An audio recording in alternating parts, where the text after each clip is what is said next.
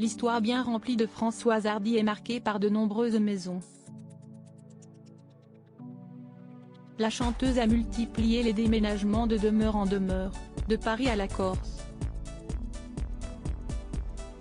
Si Thomas Dutronc dévoilait récemment la maison familiale, située sur les hauteurs de Monticello, au nord de la Corse, où il retrouve son père, Jacques Dutronc, si esti à sa mère Françoise Hardy à qui il la doit.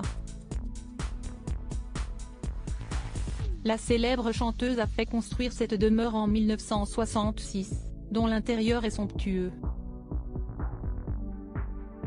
Je suis arrivée ici et je me suis trouvée bien garée, j'ai dit, je garde la place, quoi, avait confié Jacques Dutronc à TF1.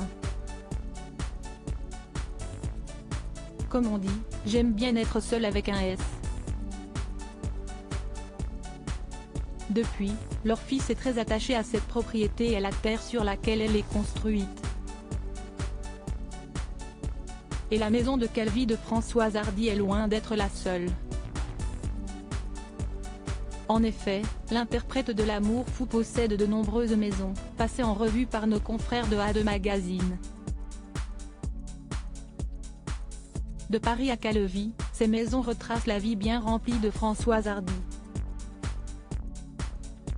Née dans le 9e arrondissement, où ses parents possédaient un appartement, elle y a passé son enfance lorsqu'elle n'était pas fourrée chez ses grands-parents maternels du côté d'Aulnay-sous-Bois. Puis, son histoire d'amour avec Jean-Marie Perrier la pousse à trouver un nid douillet pour son couple. Son premier appartement sera donc un studio 8, rue du Rocher, dans le très chic 8e arrondissement. Un logement que l'artiste va vendre des années plus tard, en 1970 pour s'offrir un bien d'autant plus précieux, un appartement au 10, rue Saint-Louis-en-l'Île, au cœur de Paris.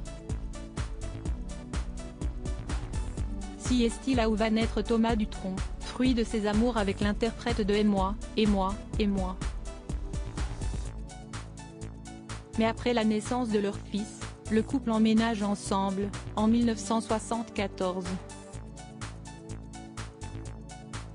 Françoise Hardy, reine de l'immobilier, se sépare alors de son appartement dans le 4e arrondissement, pour s'installer, en famille, dans une maison achetée dans le 16e. Véritable parisienne, Françoise Hardy ne cesse de déménager mais ne quitte pas la capitale. Dans le quartier du Petit Montrouge, au sud de Paris, un coin encore populaire à cette époque, elle s'épanouit et découvre les joies de la maternité dans cet appartement simple dont les murs et plafonds sont peints en noir et chaque étage est occupé par l'un des membres de la famille.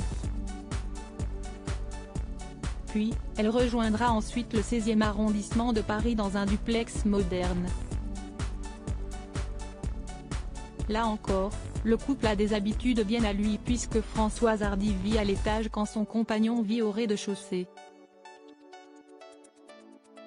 Si est-il très pratique d'avoir chacun notre étage, avait-elle fait savoir lors d'un entretien avec le journal Le Soir, car nous n'avons pas les mêmes relations, les mêmes amis. Françoise Hardy et Calvi et puis il y a Calvi.